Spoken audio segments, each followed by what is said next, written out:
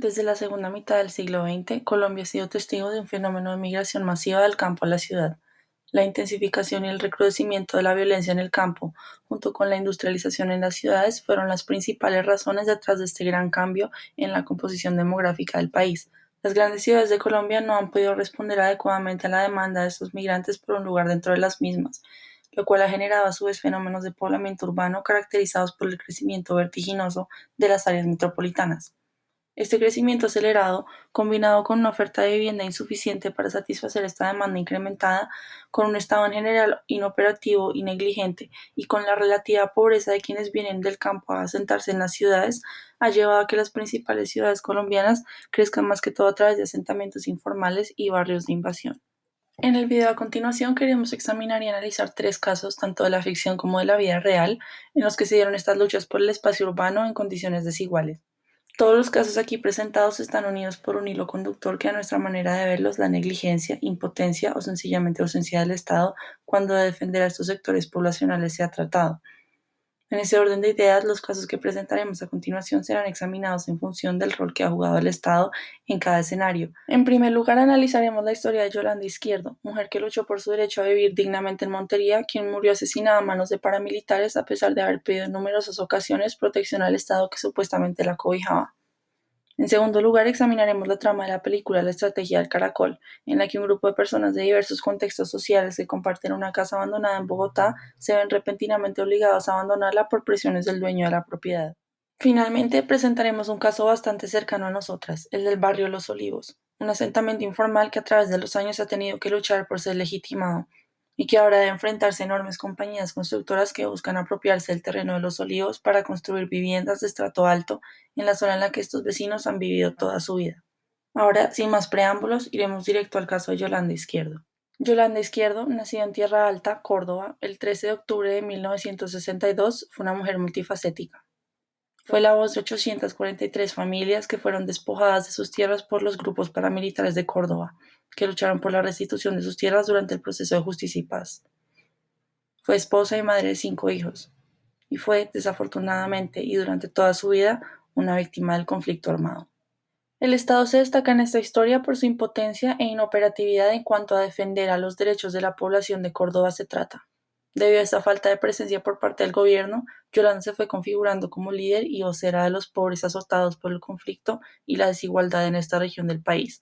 Fue ella quien asumió el rol que le correspondía al Estado, el de escuchar a sus conciudadanos, conocer y entender sus necesidades, hablar por ellos ante los poderes que fueran en el momento dado y el de trabajar por garantizarle a estas personas una calidad de vida y unos derechos humanos mínimos.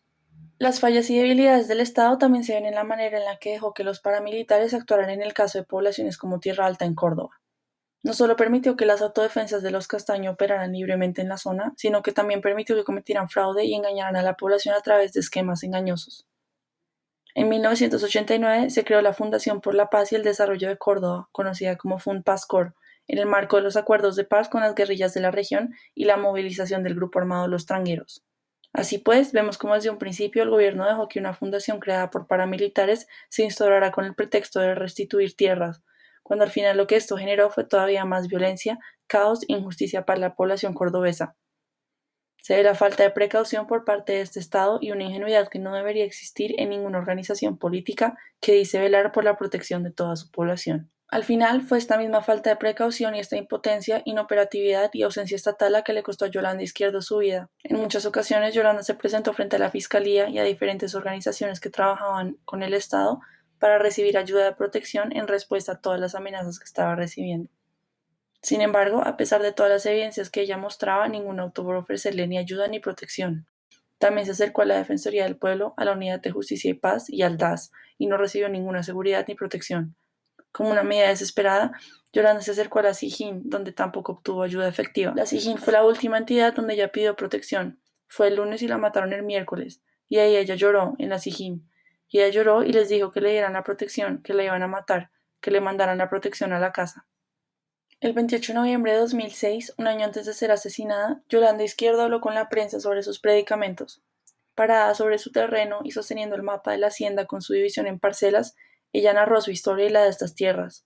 La foto de Yolanda contando su historia se convirtió después de su asesinato en la imagen de su lucha por demostrar el despojo de sus tierras en la modalidad de venta bajo presión y el arduo camino que emprendió para develar la verdad sobre los intereses que recaían sobre este territorio, así como el gran esfuerzo que los grupos al margen de la ley invirtieron para silenciarla. La región por la que Izquierdo tanto luchó fue una de las zonas del país desafortunadamente ubicadas en medio de la zona de influencia de todos los bandos en el conflicto armado nacional. Presentamos esta circunstancia como la particularidad de este caso porque el hecho de que Yolanda haya tenido que luchar en tantos frentes es consecuencia directa de la geografía en la que nació y vivió esta mujer.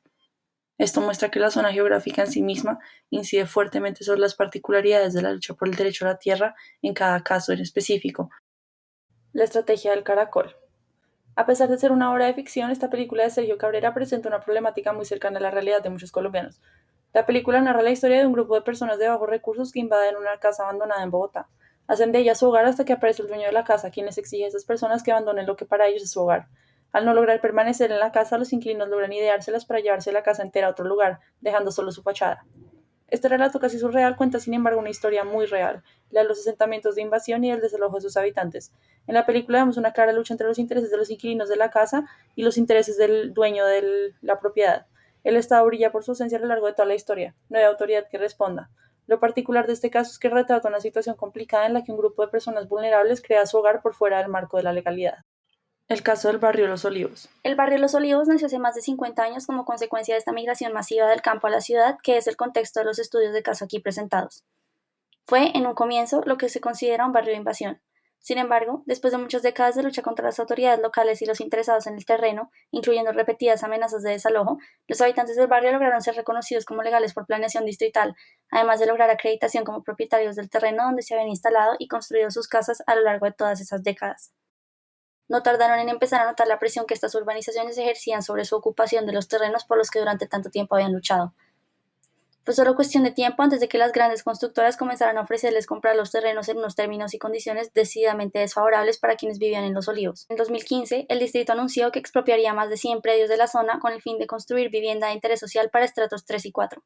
Muchos de los actuales propietarios de Los Olivos se ven ahora en una encrucijada: intercambiar su predio por un lugar en un proyecto que no se realizaba y que nunca han visto, o aguantar las presiones contra su presencia en la zona, a las que ahora se suma la de la administración distrital.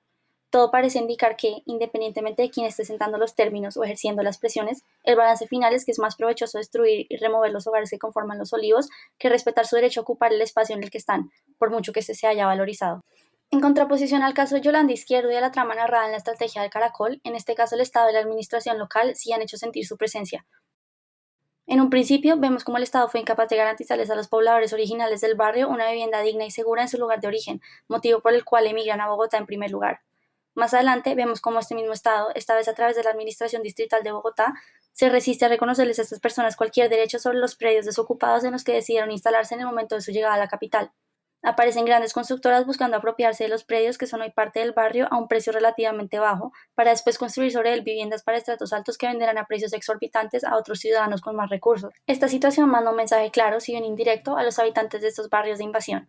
Las compañías, al ofrecer precios casi que ridículamente bajos por una zona que les generará enormes beneficios, le dan a entender a quienes viven en Los Olivos que su presencia en ese terreno tan atractivo vale así de poco, que mientras unos pagan 1.000 millones de pesos por vivir en los edificios que los rodean, a ellos solo les corresponden unos cuantos cientos de millones por las viviendas que ellos mismos construyeron y que han habitado durante décadas. El distrito, al no defender a estas personas frente a las presiones injustas de las constructoras, está apoyando la transformación del espacio en otra cosa, silenciosamente apoyando la idea de que los habitantes de Los Olivos no pertenecen a esta zona junto a los edificios más finos y costosos. Conclusiones. Como vemos en los tres casos a lo largo del video, el Estado es un actor importante en las luchas por el territorio urbano, a veces ausente, a veces presente. Lo cierto es que el aparato estatal colombiano difícilmente ha podido regular y mediar en las tensiones por el espacio en las ciudades que ha generado la migración masiva del campo a la ciudad en Colombia. Esta impotencia y en ocasiones negligencia del Estado ha contribuido en gran medida a la agudización de profundas desigualdades entre habitantes de un mismo espacio, como lo vemos en ciudades como Bogotá, Montería o en el resto del país.